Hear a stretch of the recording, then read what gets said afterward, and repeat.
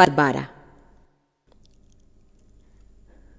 ये सच में अद्भुत कथन है। पौलुस ने कहा, मेरे लिए सबकी अनुमति है, परंतु सब बातें सहायक नहीं है। मुझे ये करना अपेक्षित और लाभ ही, जब तक इसकी तुलना दूसरों से करे तो सब कुछ करना मेरे लिए न्याय है, परंतु मैं किसी बात का गुलाम नहीं बनूंगा, अधीनता में नहीं आऊंगा।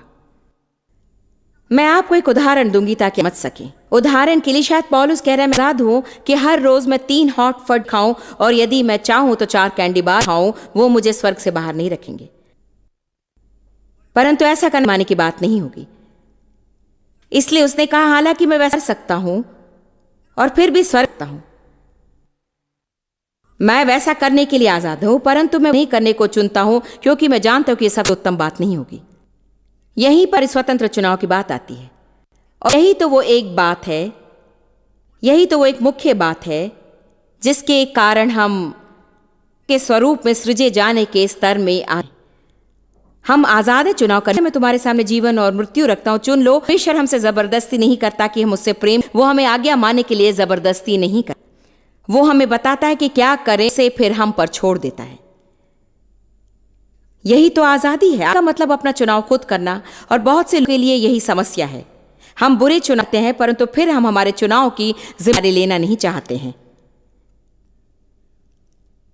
हम वो चुनाव करते हैं और फिर दूसरों पर दोष थोप, क्योंकि हमारे जीवन में वो बातें सही काम नहीं कर। क्या मैं आपको कुछ बताऊं, चाहे आप अभी किसी भी से होकर जा रहे हैं, चाहे वो आपके जीवन में कितने समय से ही, यदि आप आज से आगे परमेश्वर के वचन के साथ होने वाले चुनाव करेंगे तो आप उस परिस्थिति से दिन ब दिन बाहर आएंगे। एक दिन के बाद दूसरे दिन, एक दिन के बाद दूसरे दिन, निर्णय के बाद दूसरा निर्णय, एक और निर्णय और एक निर्णय, और बहुत जल्दी ही आप बाहर आ जाए और बंधन में नहीं होंगे और आप आजाद होंगे। परंतु ये बस इसलिए नहीं होगा क्योंकि आप फ्रेंड्स में आए या कुछ टेप्स खरीद उसे अपने शेल्फ में रख दिए और उसे कभी नहीं सुने, या बस इसलिए कि आप हर रविवार चर्च जाते हैं। आपको अपने जीवन में परमेश्वर के वचन को लागू करना होगा, विशेषकर तब करना होगा जब आप इसे नहीं चाहते।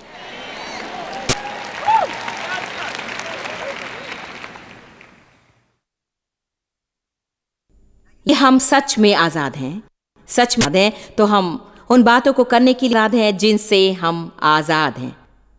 दूसरे शब्दों में पौलुस कहा, उसने ये नहीं कहा, ये एक उदाहरण है, आजाद हूं कि हर रोज 3 हॉट फूड संडे मैं स्वर्ग में जाऊंगा, परंतु मैं आजाद हूं कि उसे ना खाऊं। मैं आजाद हूं कि पाई देखकर कहूं कि मैं उसे खाऊंगी या नहीं खाऊं। पाई मेरा स्वामी नहीं है, वो मुझे जबरदस्ती करके ये नहीं कह रहा कि तुम्हें मुझे खाना ही होगा। मुझे ये नहीं पाई या कैंडी बार खाने से, क्योंकि मैं जानती हूं कि आप हैं। आमीन। आपको शरीर के स्वभाव को समझना। मैं ये वेट वॉचर फज बार खाती हूँ और मुझे वो अच्छा लगता है। वो मोटे नहीं बनाते, कम कैलोरीज के होते हैं और सचमुच बहुत स्वादिष्ट है। वो मेरे आनंद की बात होती है। हर शाम जब मैं टीवी देखती हूँ तो आती हूँ। एक रात मुझे उत्तम विचार आया। मैंने ये हर्शीज चॉकलेट और अपना फर्ज बार लिया और ये चॉकलेट उस फर्ज बार पर लगा लिया। मैं आपको बताऊँ, इससे उसका स्वाद और भी गया। वो हर्शीज सिरप था, यदि उसका उसे नाम हो। आपको क्या बताऊं कि वो बहुत ही था। हाँ, वो बहुत ही था। मैंने मुंह और मेरे शरीर ने कहा, मैं कल रात भी यही खाऊंगी। ये न सोचे कि आपकी कोई आवाज नहीं होती, क्योंकि आवाज होती है। जानते मैंने उसी वक्त क्या कहा? मैं रोज इस फर्ज बार पर चॉकलेट सिरप नहीं लूंगी, मैं नहीं डालूंगी। शायद मैं ऐसा हफ्तों में एक बार करूं, परंतु मैं ये हर नहीं करूंगी। देखिए, इन्हीं तो को क्रम में लाना, ये ऐसा नहीं कि मैं नहीं कर सकती हूं, मैं करने के लिए आजाद हूं, परंतु यदि मैं ऐसा करूंगी तो ये मूर्खता होगी। चाहे आप अपने शरीर को कुछ भी दे दें, वो कभी भी काफी नहीं होगा। और शरीर के पास एक ही शब्द होता है, और और और और और। आप कर्जे में हो सकते हैं। इतने कर्जे आप दयनीय दशा में हो, वो आपको स्वर्ग में जाने से नहीं रोकेगा, परंतु ये आपकी आजादी चुरा लेगा। आज आप शॉपिंग करने के लिए आजाद हैं, परंतु आपको बुद्धिमान होना है कि जिसके लिए चुका नहीं सकते उसे ना खरीदें। क्या हमें इन बातों पर चर्च में चर्चा करनी चाहिए? हाँ, करनी चाहिए। यदि हम पहले कुरिन्थियों 6:13 में पढ़ेंगे, पौलुस ने वचन 12 में कहा, मैं कुछ भी करने के लिए आजाद हूं, परंतु मैं कुछ नहीं करूंगा, क्योंकि मैं केवल वही करूंगा जो मेरे लिए भला है। वचन 13 दो बातों के विषय कहता है, भोजन और शारीरिक अभिलाषा।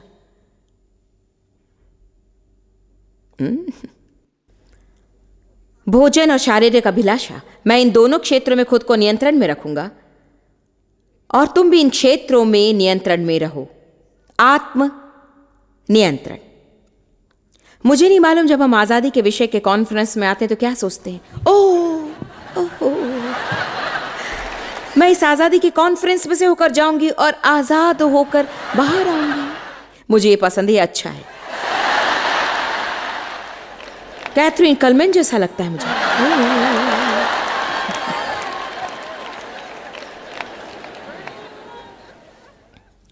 हालेलुया। आप आजादी के कॉन्फ्रेंस में बैठे हैं, इसलिए आप आजादी महसूस नहीं करेंगे। मुझे आपको सत्य बताना होगा, आजादी उपलब्ध है, परंतु आजादी मुफ्त नहीं है।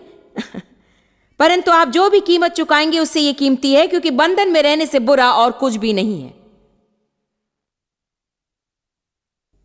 आप जिस बंधन में, उसे तोड़ने के लिए आप चाहे कोई भी कीमत चुकाएं, वो तो कुछ ही समय के लिए होता है और फिर आप उस क्षेत्र में आजाद होते हैं। मैं महसूस करती कि मुझे कुछ इस बात पर जोर देना होगा जिसे मैंने अभी बताया है। आजादी उपलब्ध है, आप आजाद हो सकते हैं, परंतु आजादी मुफ्त में नहीं मिलती।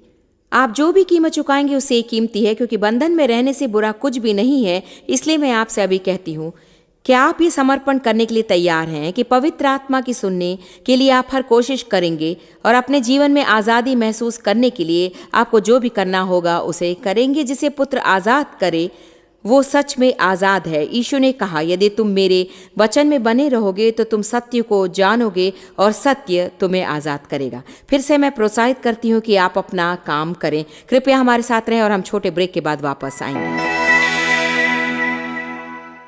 लोग दुख उठाना नहीं चाहते हैं। जानते हैं मैं लोगों से क्या कहती हूँ, आप किसी भी रूप में तकलीफ उठा रहे हैं तो क्यों ना ऐसा कुछ करें जिसका कुछ अर्थ होता हो। बस बंधन में रहकर दुख ना उठाएं। अब देखिए, पहला पत्रस 2, पौलुस ने लोगों को चेतावनी देते हुए कहा, आजाद व्यक्ति के समान जिए, परंतु अपनी आजादी को पाप करने के लिए बहाना ना बनाएं। भोजन का आनंद देने के लिए आप आजाद हैं, परंतु फिर भी अधिक खाकर पेटू ना हो जाएं। शारीरिक दिखावट के लिए आजादी है, परंतु घमंड और बुरा व्यवहार करने से आप आजाद हैं। जब शांत रहना ही उत्तम होगा, उस वक्त चुप रहने के लिए आप आजाद हैं। आप पैसा खर्च करने के लिए आजाद हैं, परंतु फिर भी बुद्धिमानों की मूर्खता या व्यर्थ खर्च ना करें। मैं चाहती हूं कि जो बात मैं कहने जा रही हूं उसकी ओर ध्यान दें। सच्ची आज़ादी का यह अर्थ नहीं कि हम कुछ भी करने के लिए आज़ाद हैं, चाहे वो किसी को भी चोट पहुंचाए या कितना भी संतुलन से बाहर हो। सच्ची आज़ादी तो परमेश्वर के वचन की सीमाओं में जीने में आज़ाद होना है। अब मैं इस मंच का उपयोग उदाहरण के लिए करूंगी और आशा है आप इसे समझ जाएंगे। डेव कई बार सीमाओं के विषय कहते हैं। उनके पास सीमाओं के विषय सच्चा प्रकाशन है और यहां तक कि धन के विषय भी। उन्होंने कहा, आपके पास जितना धन है वही आपकी सीमा होती है। और जब तक आप अपनी सीमा में रहेंगे आप सुरक्षित रहेंगे और परेशानी में नहीं होंगे। यदि आपकी जो सीमा है आप उसी में देते, बचत करते और खर्च करते तो आपकी सीमाएं बढ़ेंगी, क्योंकि आप अपनी सीमाओं का आदर कर रहे हैं। मगर यदि आप अपनी सीमाओं के पार जिएंगे तो आप परेशानी में आते हैं। अब हम यहाँ ये कहेंगे कि ये मंच परमेश्वर ने अपने वचन में मेरे जीवन की सीमाओं को दर्शाता है और उसने मुझसे कहा कि जॉयस, यदि तुम इन सीमाओं में रहोगी, जो सामान्य रूप में वचन जो कहता है उसे मानना है, तब तुम सुरक्षित होगी,